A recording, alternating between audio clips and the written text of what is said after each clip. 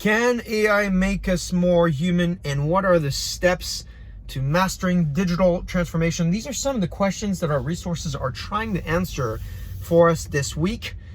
Let's get started. But before we get started, I want to thank all of you for engaging with the likes and the comments and the shares. It's important because it lets people in your network know that you're engaged in this global conversation. It also invites them to participate, which is great and will allow all of us to learn from others.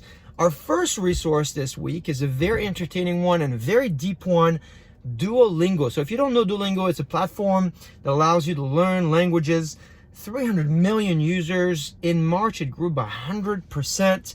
And a lot of the secret behind it is because it's using AI to emulate human behavior and become more humans. They have algorithms that they've got cute names for, bird brain and bandit algorithm. And I really want to give kudos to the Duolingo team for coming up with these algorithms, of course, and detailing them in this use case. Emil from VentureBeat has done a really great job documenting this use case. So if you're looking for something that is real about how to use AI to make your systems more human, I really highly advise that you take a look at this entertaining article from VentureBeat. Speaking of use cases, one of these use cases for your company might be digital transformation. Everybody's trying to figure out how to accelerate digital transformation, particularly during this pandemic. And I want to send a shout out here to Scott Taylor, aka the Data Whisperer. He's got a great little video on 3 steps for digital transformation, as well as what is the one secret about digital transformation. It's called semantic consistency. What does he mean about that? Well, you have to watch that video. Now, Scott tweeted me this morning and he thanked me for highlighting his resource in my blog. What's great about it, it's just 2 minutes. And he told me that it took him 20 years to perfect this and be able to articulate this in 2 minutes. So take the shortcut, take advantage of Scott's amazing experience and watch his video and leave comments for him. Hopefully you'll find this useful. Thanks again, Scott, for doing that for us. All right. We talked about this week, lots of movement on the market, lots of IPOs that were expected before the pandemic. Airbnb is a big one that we talked about, but in the data and analytics world, we talked about Snowflake and Palantir coming on board. I put a survey out for you. Many of you are excited about Snowflake. Snowflake actually was covered by theCUBE a few weeks ago, and I did a quick review of that. If you're looking for the insights on that, let me know. We'll DM you my quick analysis of it. But this week, the Palantir IPO files were leaked in TechCrunch. Good article on the details of the leak itself. New York Times yesterday, on Saturday, put a good article. It talks about customers, executive compensation, the business model. So I'm pointing you to that one because I think it's probably deeper than the TechCrunch one, which was more focused on the news itself. Take a look at that. Get ready. The data and analytics market is hot. It's about to get hotter, particularly with these great IPOs, and put tension to this important market. And I'm looking forward to hearing what you think about them. So go ahead and let me know what you think, and of course take a look at these resources. They'll help you think about what's going on in the space.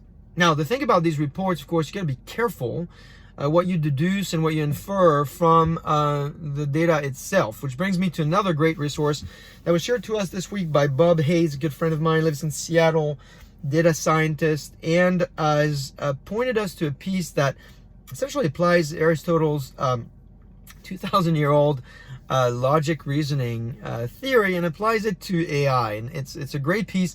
It's a little bit more dense maybe than the Duolingo piece, but it is very useful. It goes through what deduction, induction, and abductions are, and so it'll help you think about mathematical logic and how it applies to your daily job. Hopefully you'll find that entertaining as well.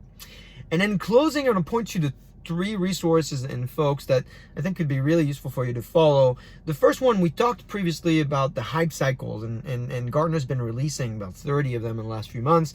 And it might feel overwhelming, but you should know that these analysts have actually gone to 1,700 technology profile before they filtered it down to these 30 hype cycles. So there's a lot of work that went into this. And if you want to know more about it, what you should do is tune into Gartner's podcast, where they give you in really quick 10-15 minutes quick podcast episodes, explains to you what's going on behind the story. Thanks Casey at Gartner for sharing that. I was not aware that they had a podcast, and I think this community will definitely benefit from it.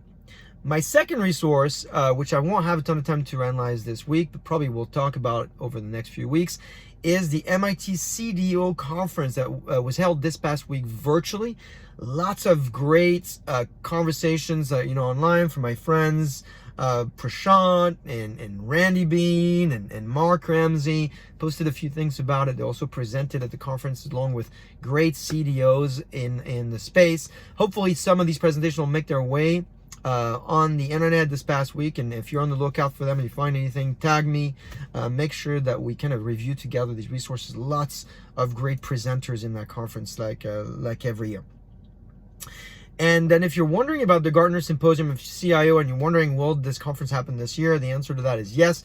They announced the virtual date and the virtual format on this.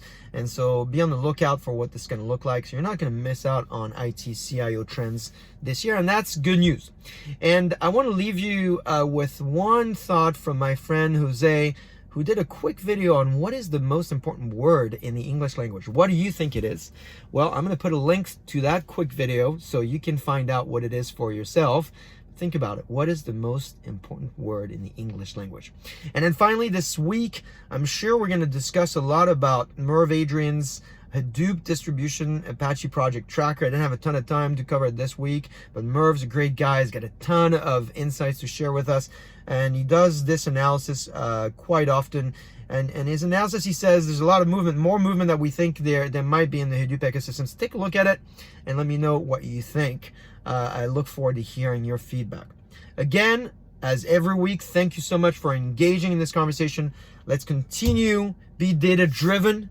That's why I'm doing this from my car. I hope this is helpful to you. I hope you have a great week, and I will see you next week.